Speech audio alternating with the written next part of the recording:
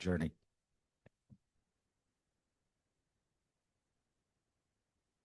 Thank you, Sam.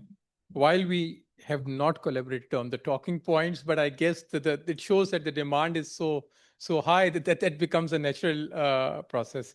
But with this, I would like to invite Sudha Guti, the Regional Advisor, Gender Equality at UNDP in Bangkok. She has over 2 decades of experience of working on gender issues and also on innovative financing solutions and governance. Sudha, over to you. Thank you for joining us. Thank you so much, and good afternoon to everybody there in the room.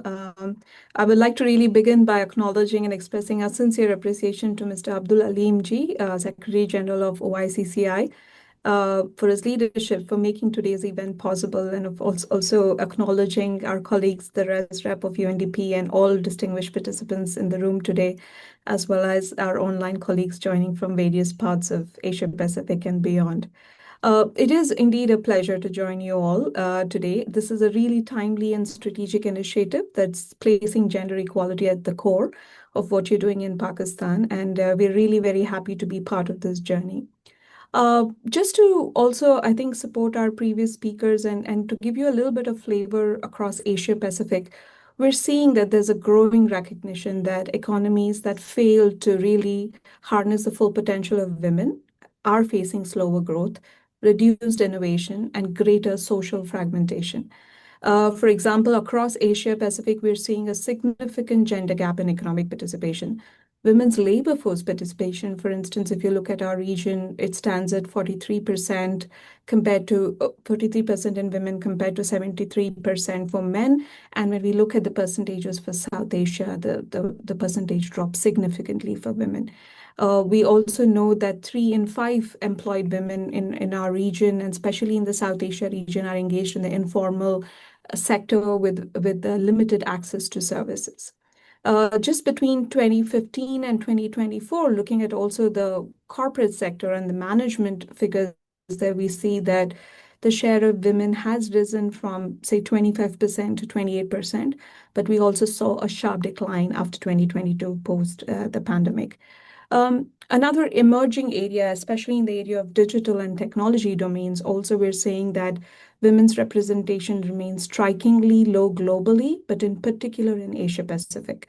We know that less than 40% of, for instance, our science, technology, engineering, mathematics workforce is very low, and only 18% of AI researchers, for instance, are women.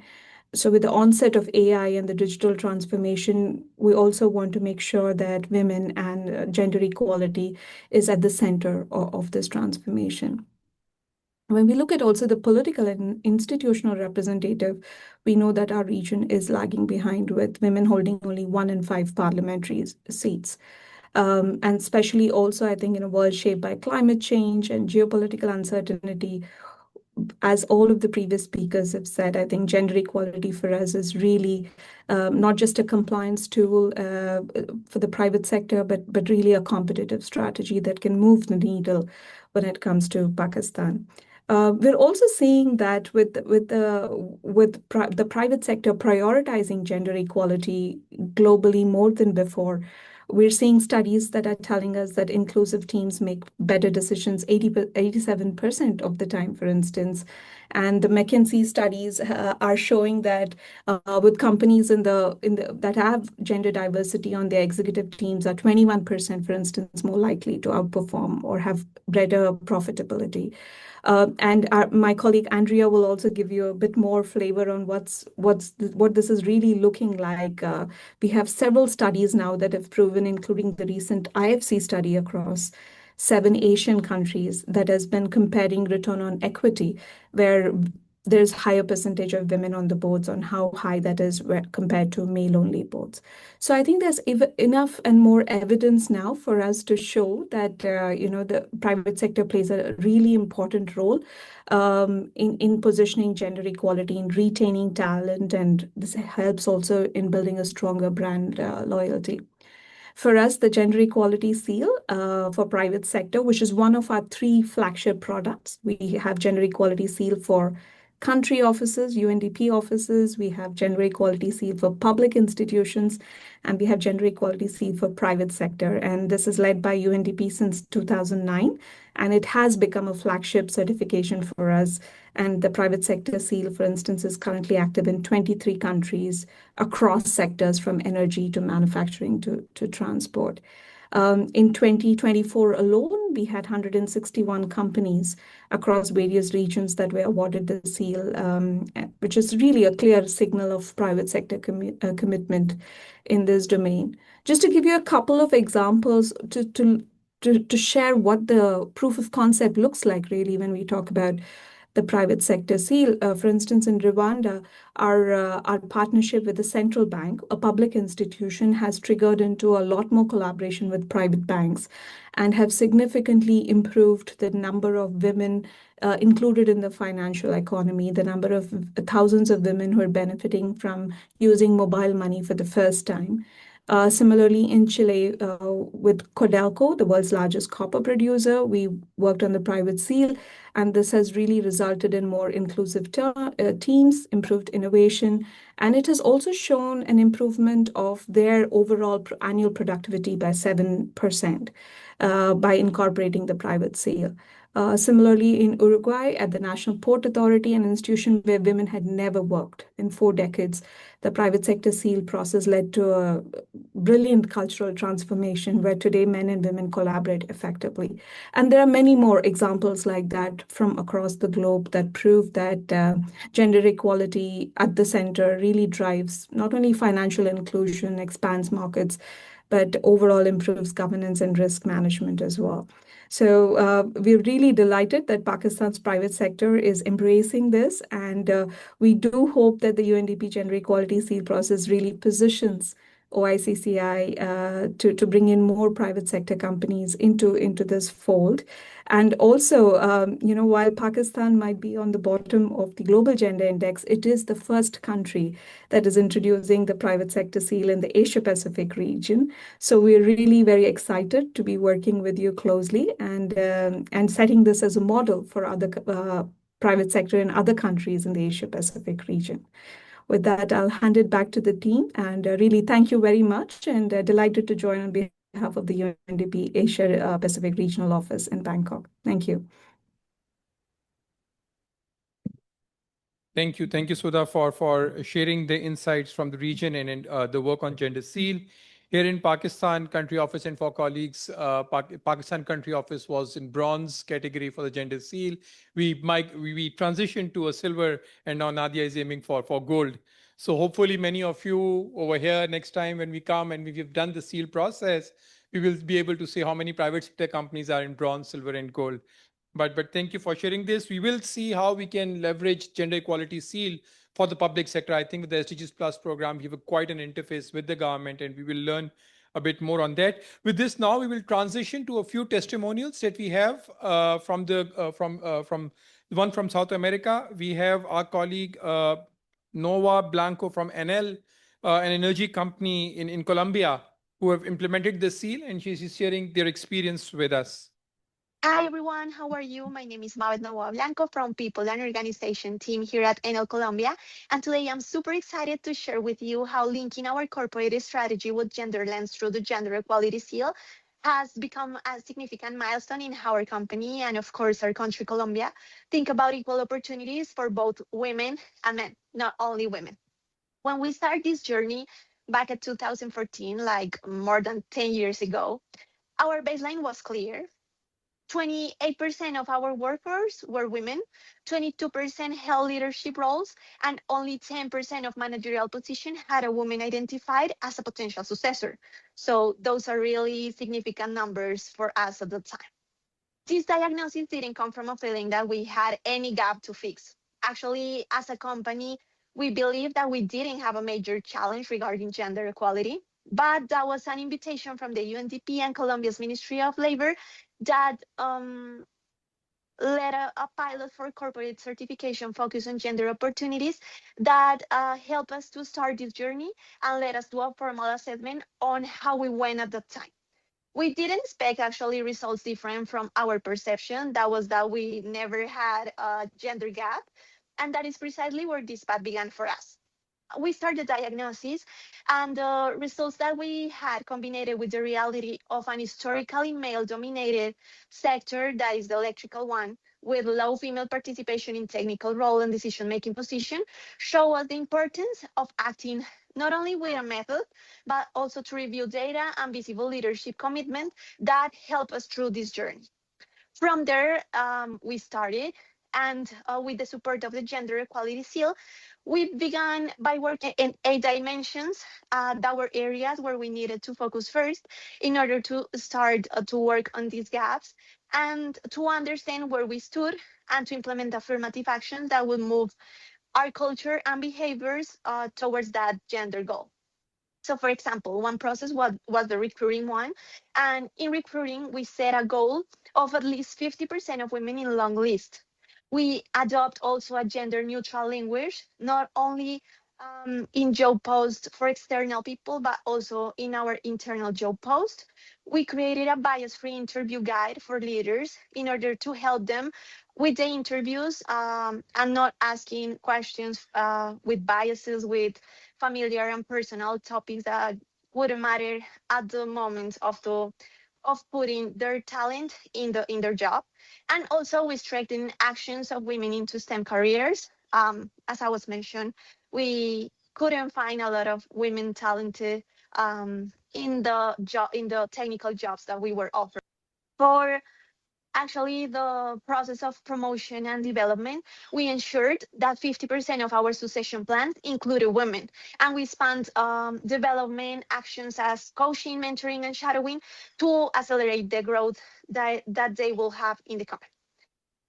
We advanced also an important strategy about work-life balance with different flexible arrangements, because before this focus on gender equality, we did have a portfolio of benefits to work on the work-life balance, but we never understood that the benefits were super engaged to women. But what happened with men? Start to talk about new masculinity aspects, and also we reinforce in our communication the importance of shared responsibilities at home and to support the loads that women have at home. We adopted non-sexist communication also, and we work with our communicational agencies to craft clear, assertive message free from biased images or misaligned narratives. Not everything happened at once, no? Like I'm talking to you and I'm telling different actions that we put in place, but not all of those happen at once. But each process learned how they could do differently and how to monitor change. All of those happen in this timeline that we have been carrying, like from 11 years ago to now. 8 dimensions that had one purpose at that time and also have it today, that equally is measured, and we need to guarantee that the culture endures to pursue that goal. So these steps allowed us to install a dashboard that we have today with more than 15 KPIs that monitor periodically workforce, leadership, succession, internal and external selection processes, how people is using the benefits, the time benefits that we have, the experience benefits that we have, so we can make decisions based on the evidence of those KPIs. So for us, it wasn't all easy. We faced at that time a limited supply of women in certain technical specialties and the natural resistance that comes with the change. Also, we could embrace it in this process. So we had different answers. We have visible leadership at the time that was really important for us to get this strategy to another level. And also the strong alignment between what we measured and what we adjust in practice so we can be aligned. What was really important at that time that today still is that that helped us to be today an organization that has some adjust processes, that has these gender lens in each one of the processes, that have positioned gender equality at the top of the senior leadership, and also open conversations of the importance of all forms of diversity, not only gender-based diversity. In our global group, Colombia now stands out with one of the most consolidated strategies of all. And by 2024, we reach like 34% of women in our workforce and 35 in leadership roles. 50% of people in our succession plans also are women. So we're ensuring a real pipeline for the future in this position that is really hard to get. So beyond the numbers that I was sharing with you, what truly made the difference for us was how we did it. So we had committed leadership that was really, really important for us. Um, Data that forced us to talk about realities and not only perceptions as we had it before. And we had a process design that removes the bias. That was something that sometimes doesn't help with this journey that we decide to get as the gender equality journey, and also communication that shapes culture. So all of that um, it turns out to be a fabric that sustains equality over the time and strengthens the business. So we have better performance conversations, more innovative teams, faster teams, and diverse with more precise decision making.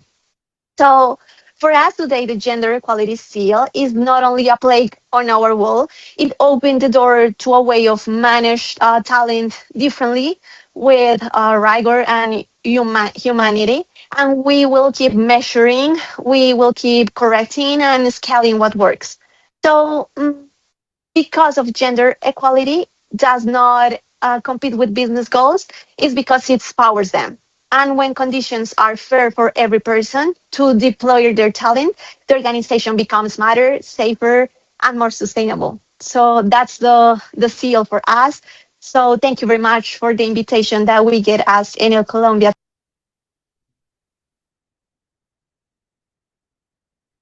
Thank you. This was slightly longish, but the idea was to run down the whole process of SEAL, how a private sector company has done that, and with the start that they were not thinking of it as something that would be beneficial, but the results paid off. We'll move on to the presentation here in Pakistan to see what the status of gender equality here in Pakistan is, and then we'll transition to the private sector and the role of gender equality seal in private sector. We'll invite Nadia, our gender specialist at UNDP Pakistan. Nadia.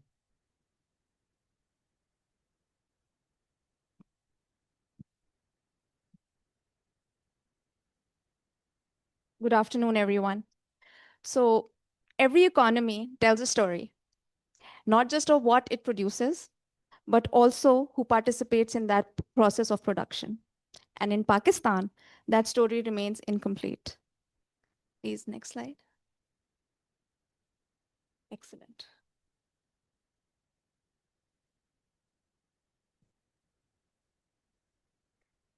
So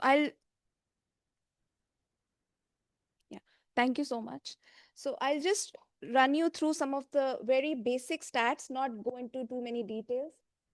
And I see there is some issue with the display, but nevertheless.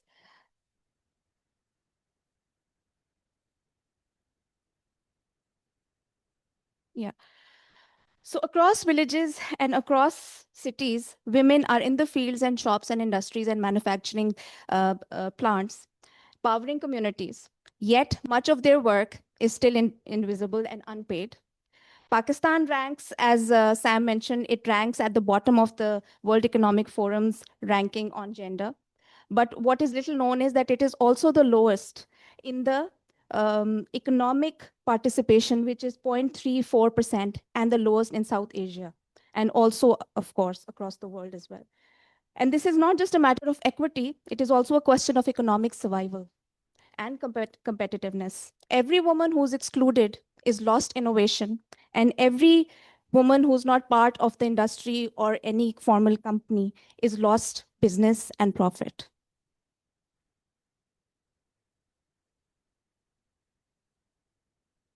So the economic figures show this picture. More women are in low productivity agriculture sector, approximately 66% who are working, with a few in the industrial services where earnings and productions are higher, but nevertheless lowest still because they're only 28%. More than half are contributing family workers, so their work is not accounted for. Among youth, 56% of women are NEET, which means neither in education, employment, or training. And even when employed, women earn about 34% less than men. So in finance and technology, only 13% of adult women hold a bank account.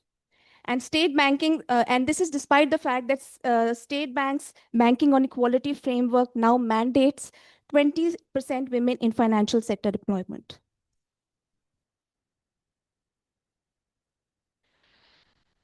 And then women still hold less than 5% of senior management roles, and under 3% are board members in private sector companies.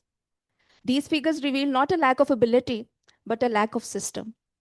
From care infrastructure to formal protections, these translate into which translate into earnings. So the fiscal incentives, social protection mechanisms, coverages, enterprise support remain underutilized, underused levers for turning women's unpaid informal work into formal business profits.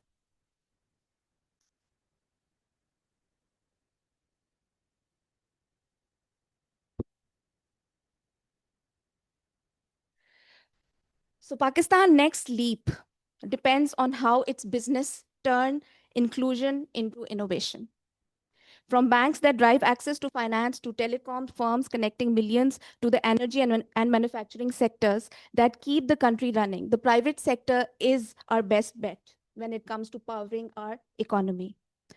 Global evidence also shows that companies with diverse employment figures perform better, not just financially, but also in terms of their investors' confidence.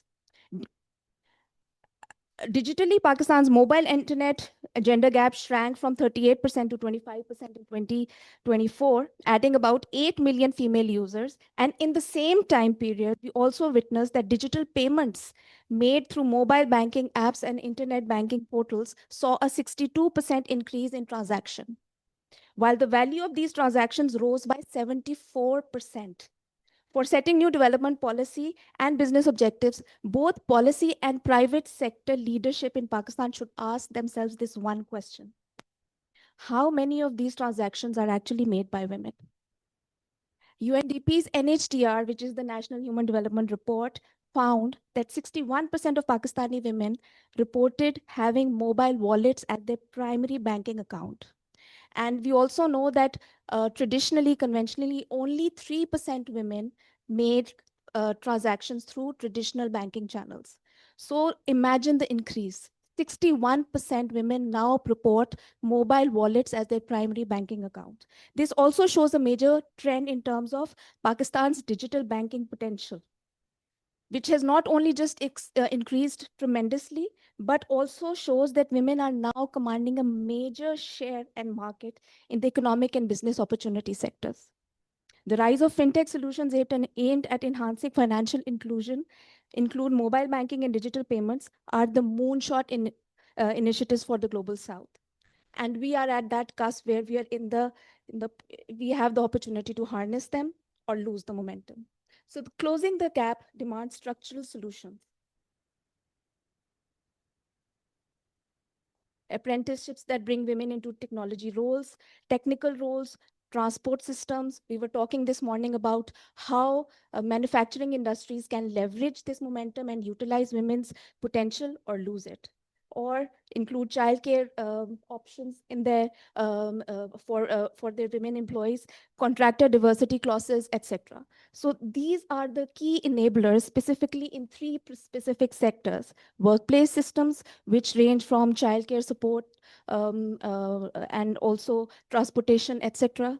Then inclusive design and supply chain systems, and most importantly, talent and leadership pipelines, which leverage AI solutions, because that is the future. And we also know that the future of works will end up, in the future of works, most of the women may end up losing the conventional, traditional jobs that they usually hold.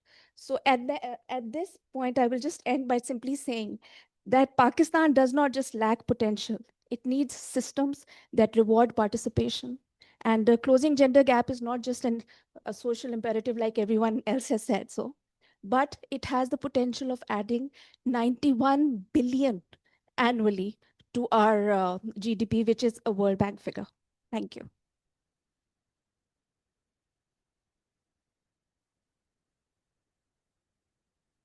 Thank you, Nadia, for sharing where Pakistan stands on gender equality and also highlighting the need why gender equality seal and its processes are important for Pakistan. With this, now we will move on. We have Andrea Costano, Gender Policy Analyst, Economy and Private Sector at UNDP. She'll be briefing us about gender equality seal, what are the key dimensions, and then what are the steps towards implementation of the gender seal. We'll have a half an hour presentation, and then colleagues are welcome to have any question and answers that you want to know about the gender equality seal and its processes towards implementation. Over to you, Andrea. Thank you so much, Umar and team. Thank you all, OICCI for the invitation, for hosting this important event, and also for being partners in such an important initiative as the Gender Equality Seal for Private Sector.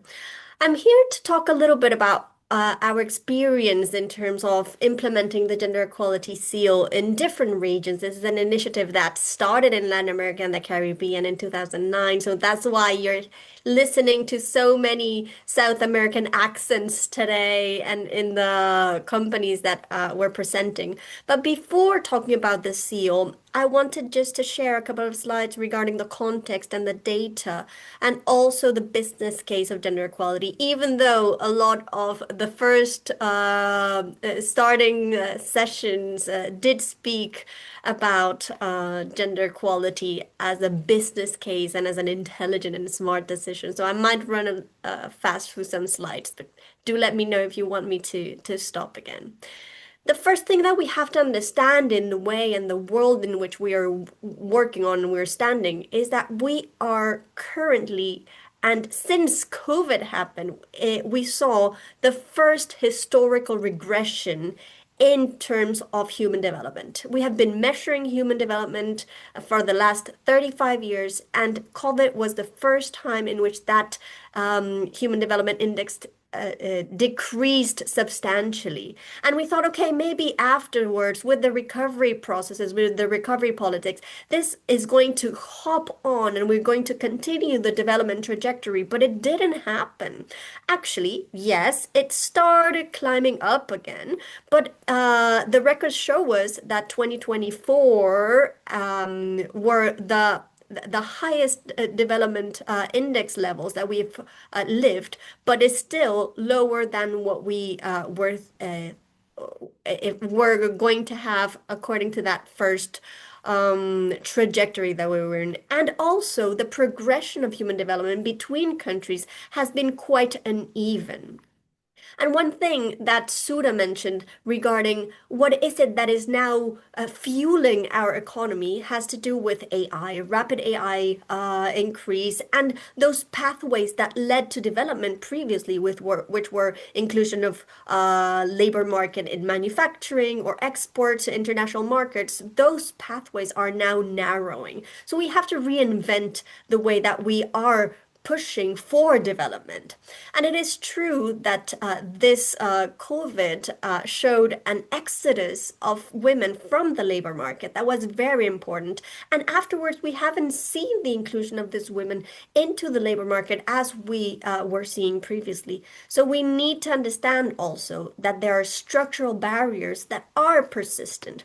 I know Nadia just mentioned a couple of them, but there's one element that's still the let's say basis of this inequalities, and it has to do with the uneven distribution of non-remunerated care responsibilities, right? So worldwide, women spend 3 to 4 times more hours than men in unpaid care work.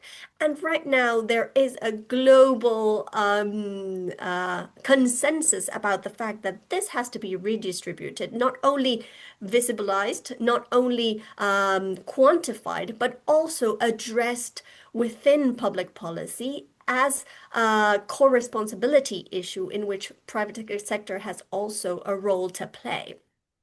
Another structural inequality that has been present significantly is the fact that women are not part of the financial system. They haven't been able to go into the financial system in equitable ways.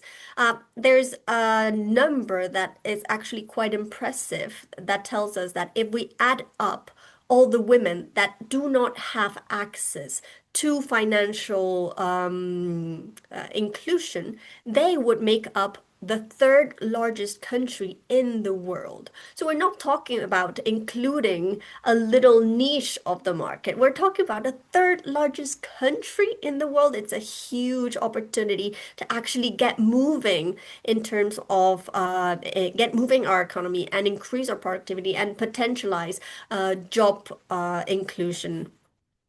62% of adult women in Latin America and the Caribbean, I don't have this data for Asia Pacific, but we are not only experiencing monetary poverty, but also multidimensional poverty.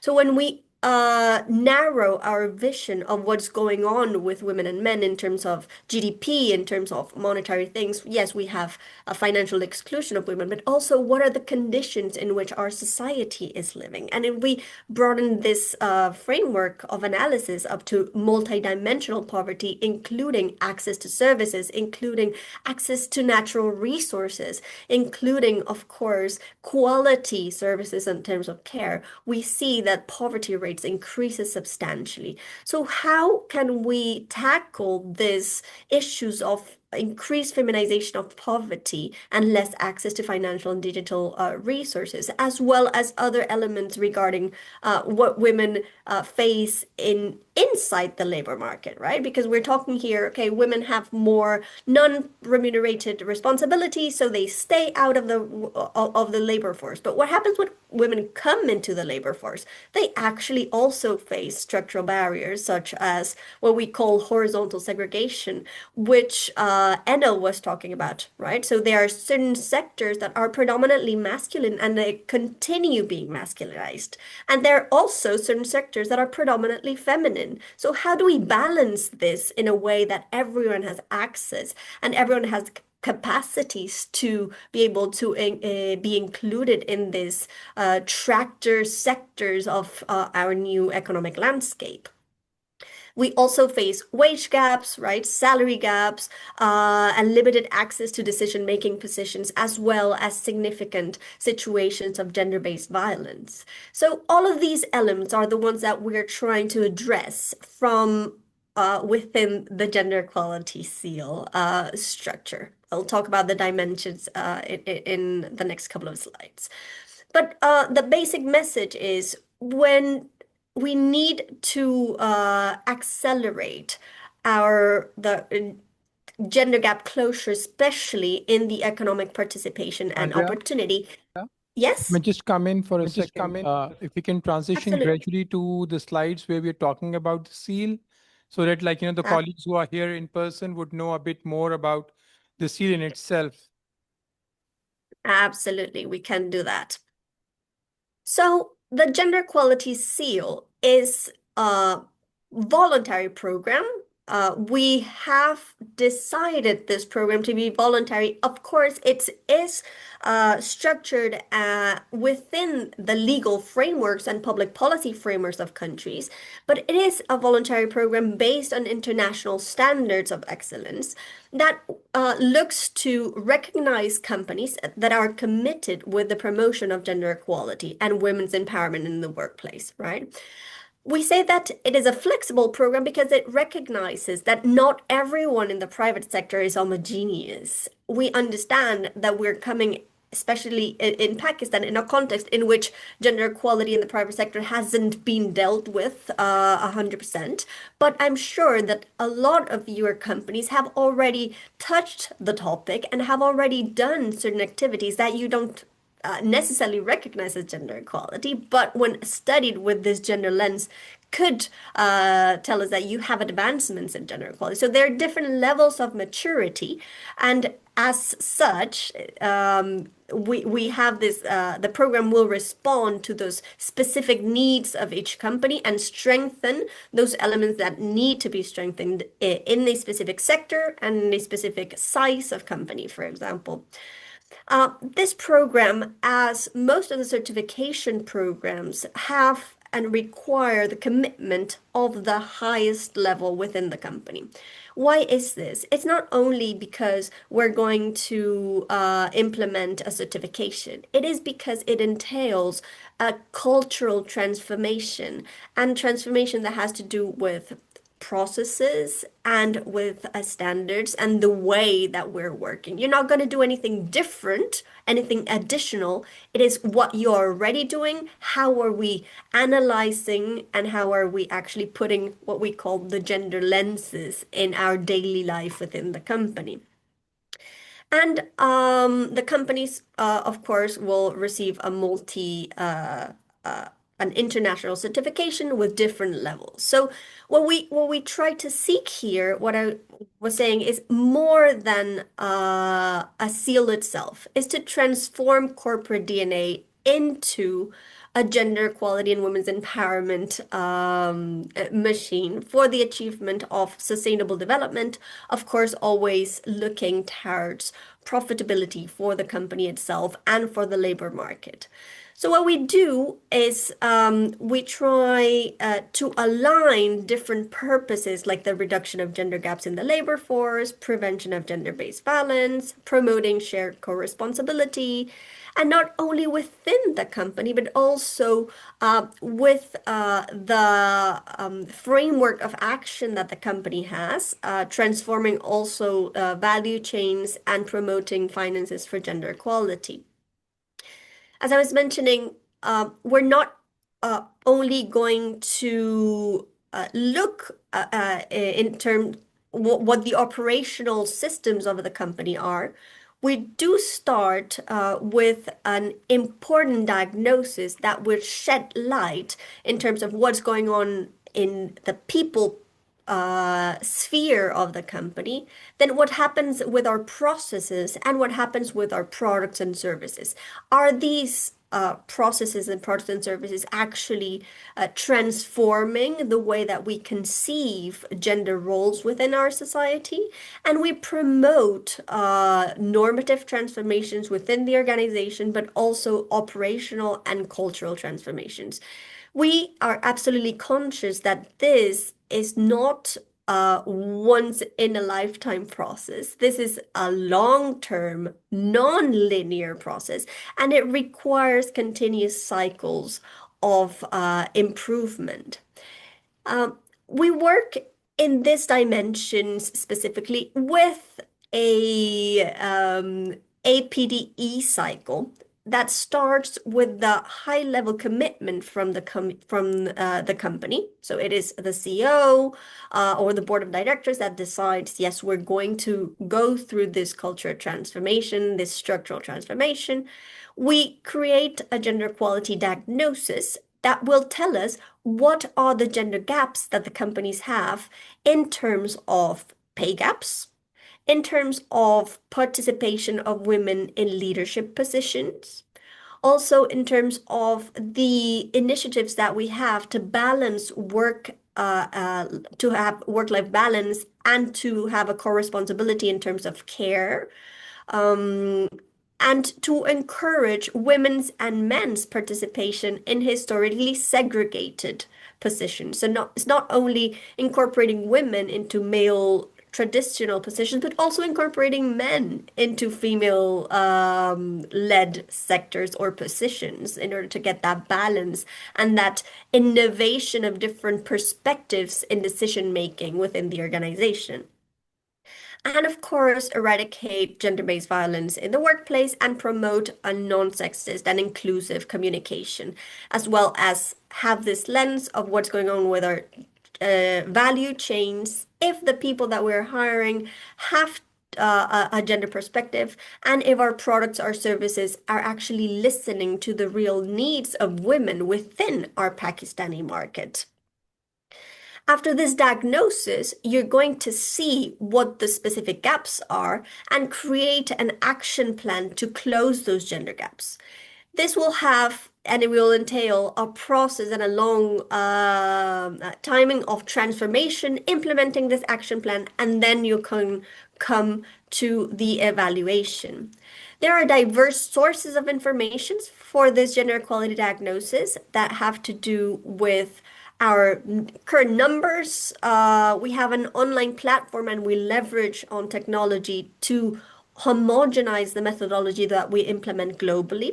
So we actually have this platform that will ask information from you in terms of number of staff, disaggregated by sex, number of politics that you have, what content of the politics there is, and different demographic numbers also, and HR numbers. And the platform will transform this into 52 quantitative and qualitative KPIs that you'll have access almost automatically and that have been used by other companies not only to analyze their gender gaps, but to inform their strategic dashboards and also to inform externally and report what the advancements in gender gap closure have been in that company. In the case of Turkey, for example, or Colombia, we've had that they've been able to attract gender loans from different financial institutions with interest rates tied to this KPIs that we have done within the gender equality seal.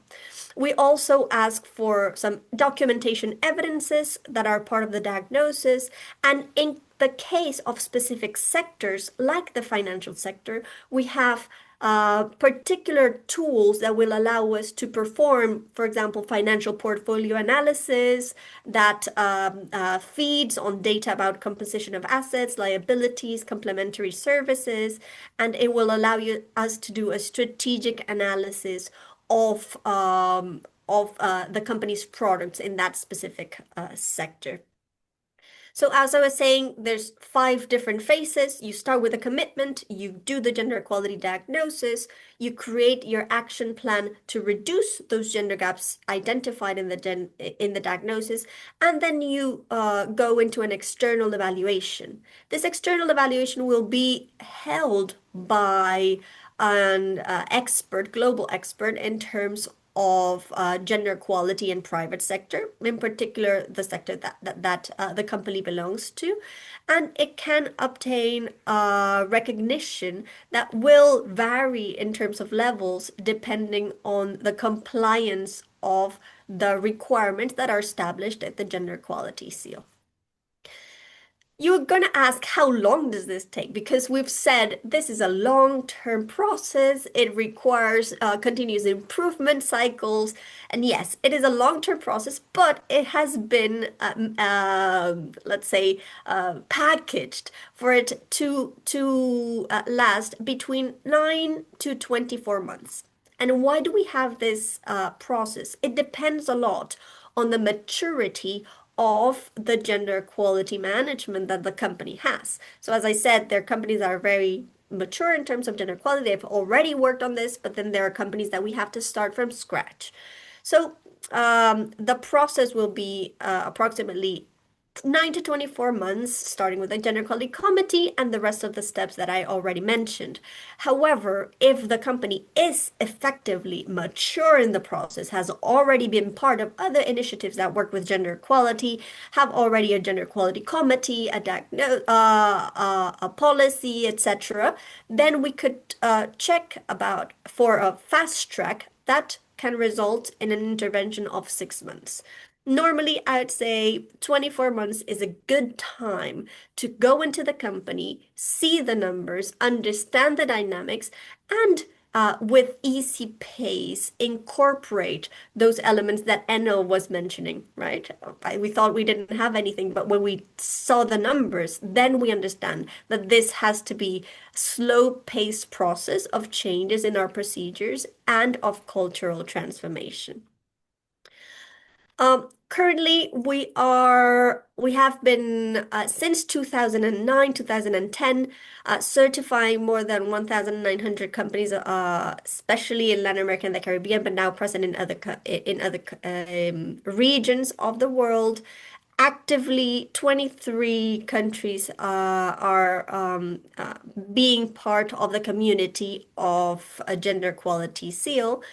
And we are present in a diversity of sectors. We have had experience with agriculture, manufacturing, construction, trade, transport, financial services, energy, mine. So just to give you some numbers in terms of manufacture, we have 46 companies that have been already certified in 5 countries.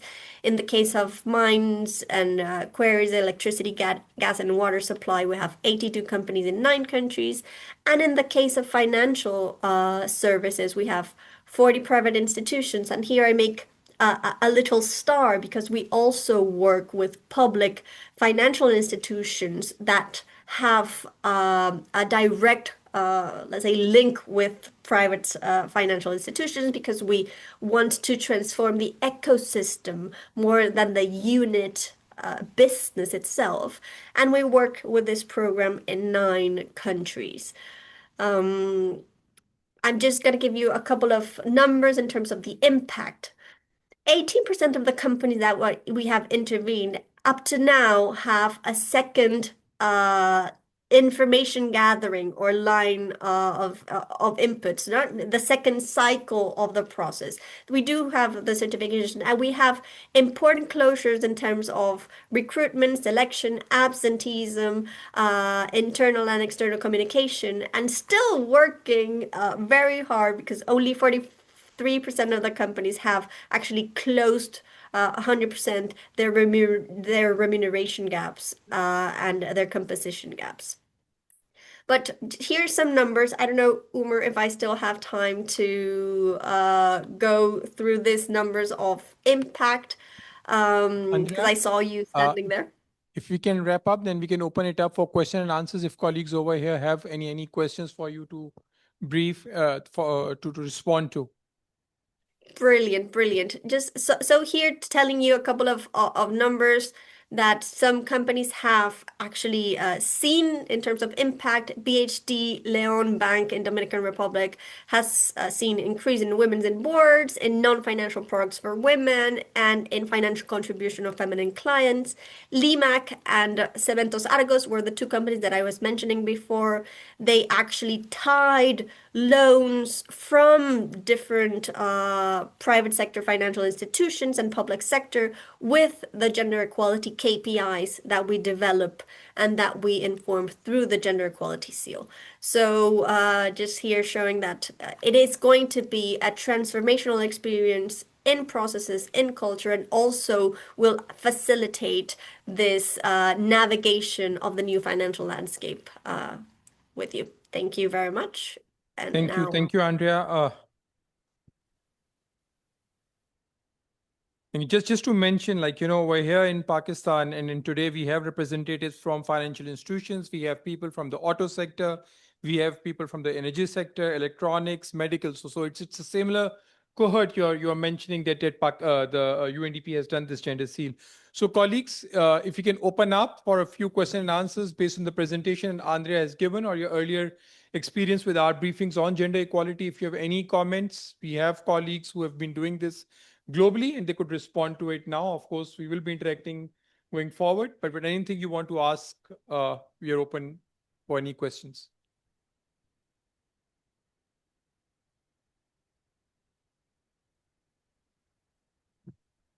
Please, can you have a mic? Yeah. Hi, Andrea. My name is Asia. I'm from a financial sector.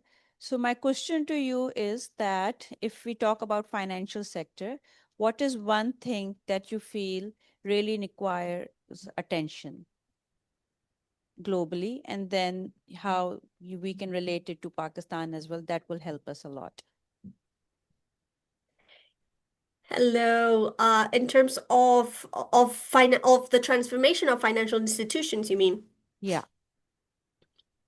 I think the data speaks on its own in terms of financial inclusion of women. But when we go into financial institutions, what we have seen is that it's not a matter of creating one financial tool or one financial product for women. It's a matter of understanding that when we put gender equality into the way that we're producing all of our portfolio of financial services, then we will get sophisticated tools that will allow us to comply and fulfill the needs of women, and also will allow you to comply and fulfill better the needs of the rest of the population, right? So what we have seen in the financial institutions is that you operate in a very particular way.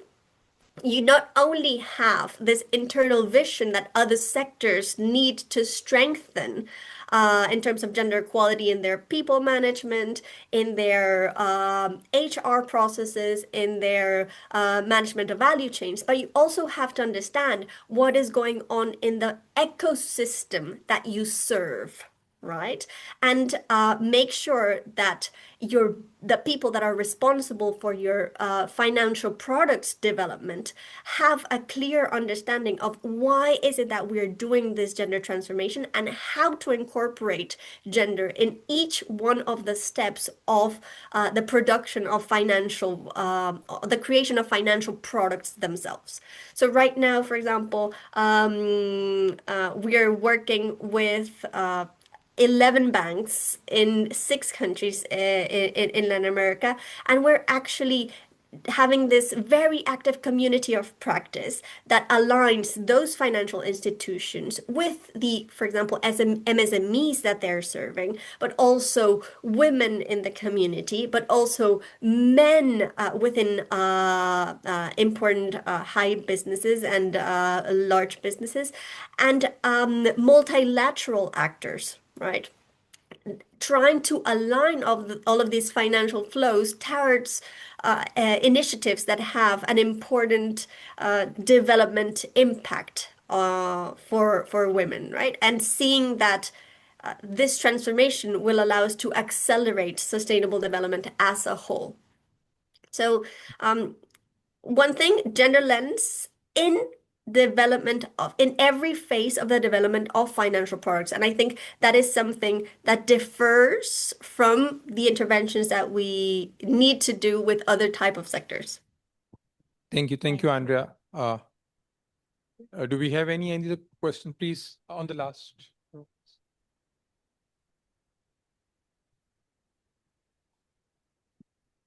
Hi, this is Amna, Head of Corporate Communications for Myris Safety. I have 2 questions regarding the process. Number 1, you showed us a diagnosis, and I just wanted to ask you who is going to fill that form? Is it going to be like a survey? Everybody, the company is going to fill it, or is it just going to be filled by an HR representative?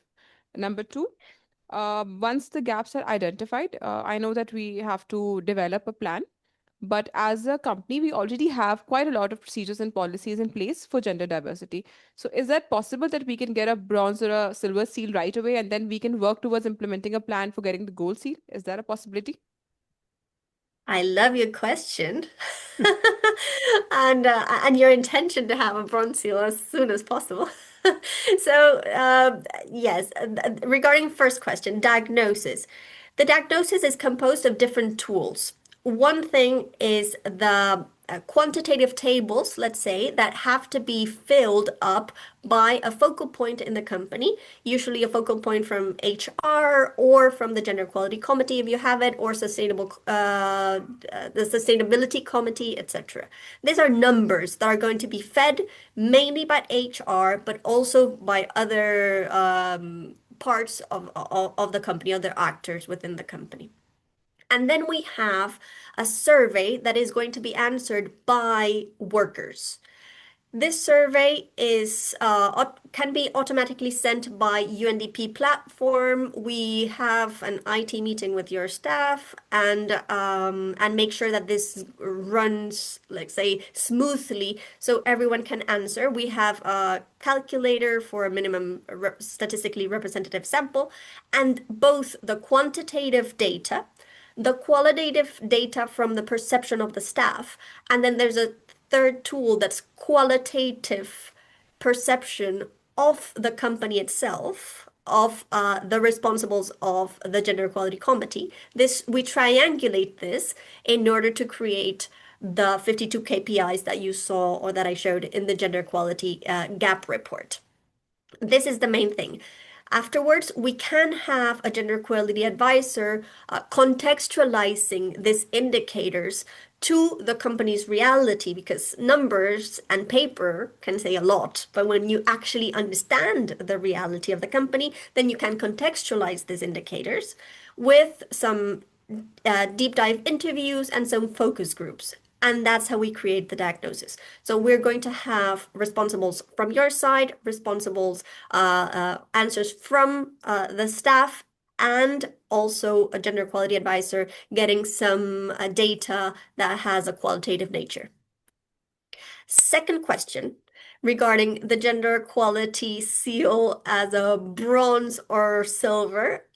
Absolutely. I did show the timeline that says, well, if you already have a mature company in terms of gender equality, then we can skip a process, right? And you can go directly to the evaluation. But here I have to say that it's important to shed light to that message that Enel gave within the video. And it is, there's a lot of things that are going on with our company. There are different diagnoses that we might have done in the past. But this specific diagnosis will allow you to understand the real gaps, sometimes unseen. So I would say is keep that energy of wanting the seal now, but the richness of the gender equality seal is the process of transformation. And this, I'm sure you're going to benefit from. And it's better to start with pace, understand the diagnosis, and then see realistically where is it that we're standing, walk through the path, and get this bronze seal in a very solid way. Again, notwithstanding, if you're amazing, you can go through straight ahead from diagnosis to evaluation. And hopefully you are, and will continue in the second or third iteration to take you to the gold seal. Thank you, Andrea. But you'll find Pakistanis quite proactive and quite enthusiastic in this process, especially the women over here representing the companies. I think we have more than 50% hall comprising of women, and these are the leaders who are within the private sector, and you'll find them quite engaging and trusted to represent their organization, but also to secure a gender seal for their organization. So they'll be engaged and they'll be participated throughout Amazing. the process. Colleagues, do you have a question? Please.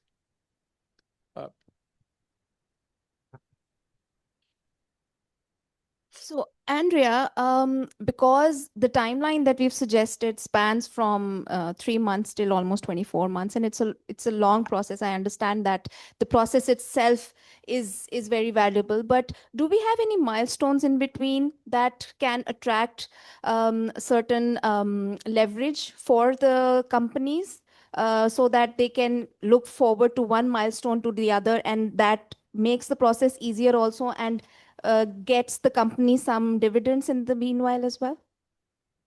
Absolutely, absolutely, Nadia.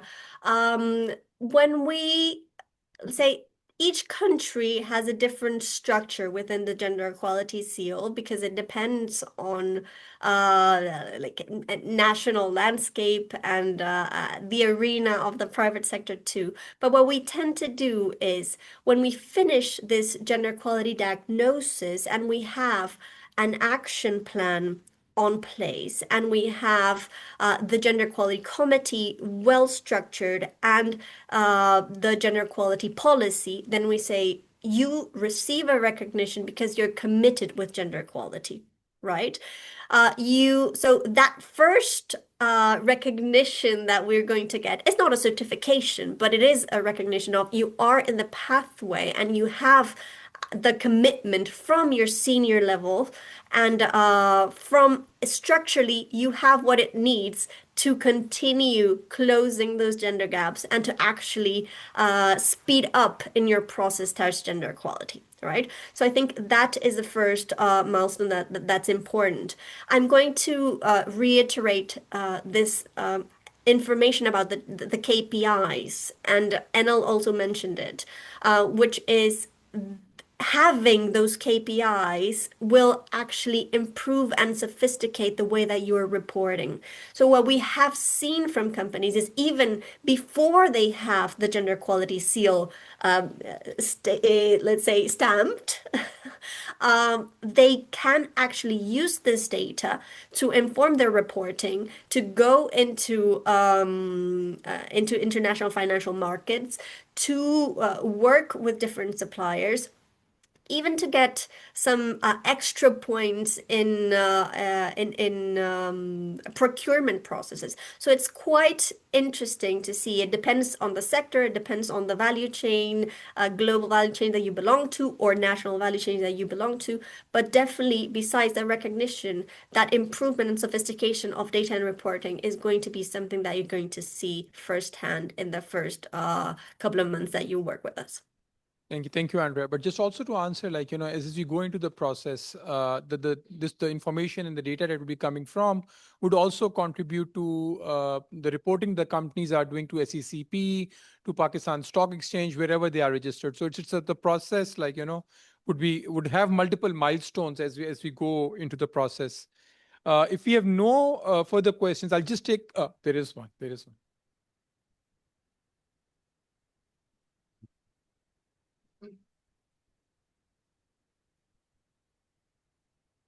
Hi, Andrea. I'm Rida. I'm representing the financial institution here in Pakistan called Bank Al-Falah. My question is just that we've been basically doing two different interventions. So we've also been working with our colleagues, and we've also been working with like on ground with different NGO partners on financial inclusion literacy. So my question to you is that when we report this data, which to be very honest, the challenge that we get is the fact that the collection of the data and then putting it, collating all of that data. So will this platform provide us with, some kind of format or templates or stuff where we can put this data out? And the other one is this only colleague focused within the organization, or is this for things that the financial institution is working with partners on regarding financial inclusion? Fantastic. So the answer is yes. That's the short answer. We have within the platform elements that will facilitate, let's say, that collection of data, but we also, as part of the action plan, identify what the specific needs of the company are in terms of, in your case, data collection and facilitation of measurement, etc. And we support the company in those particular needs. So perfectly well, if we're working with you, one of the elements or the lines of action within that action plan to close gender gaps would be the development of these tools, right? That will suit you and your informational processes and your informational structures.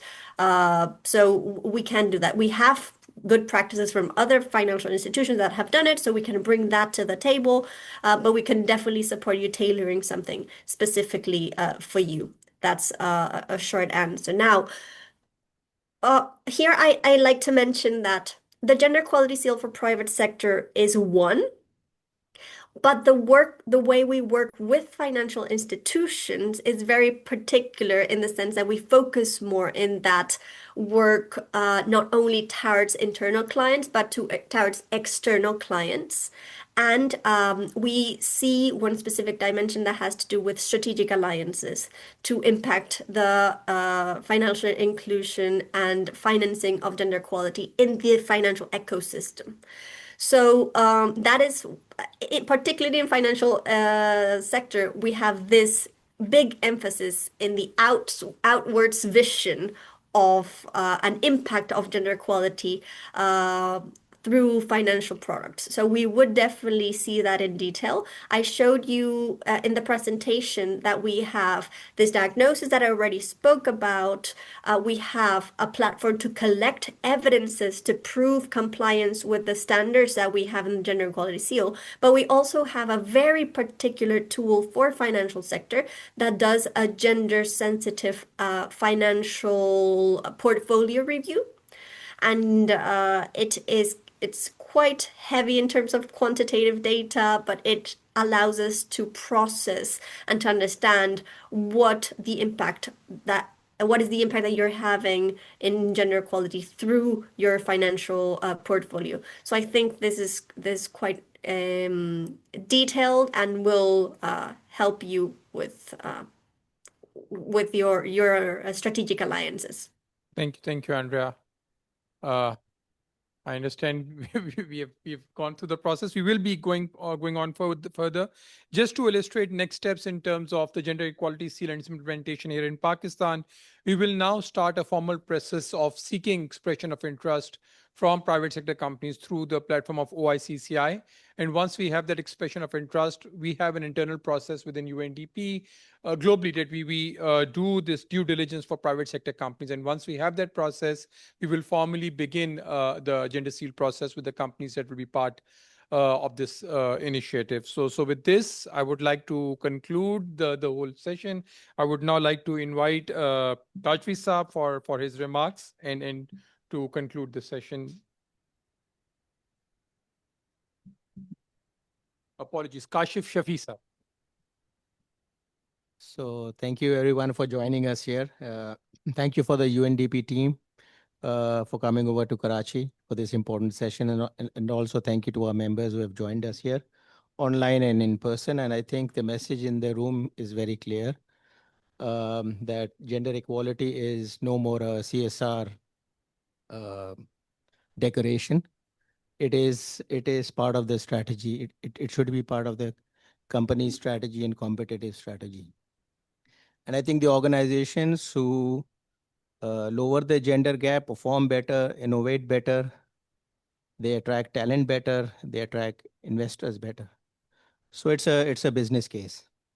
And I think in this case, it is also very important to utilize 100% of the talent that we have rather than utilizing only 50% of the talent pool that we have in the country.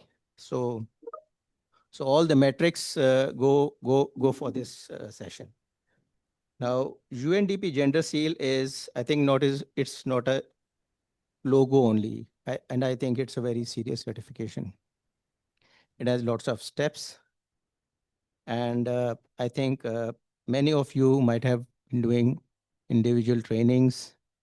So this program, I think, should bring all those steps together into a coherent program, a system where many of you might have individual pieces of the puzzle. So this might bring up all the puzzle together. So I think this is a very important step, that takeaway that we have, that at least I have from the session. So my ask from all of you is to take this to your CEOs, take this to your board, have the evaluation carried out where your organization stand, and do a baseline assessment, and then decide on whether this program is important for you. How can you take leverage out of it, and how can you utilize it as a business strategy. So for OICCI, we will do deeper sessions for the serious players, and we hope to see you in your journey when the next time we meet. Thank you.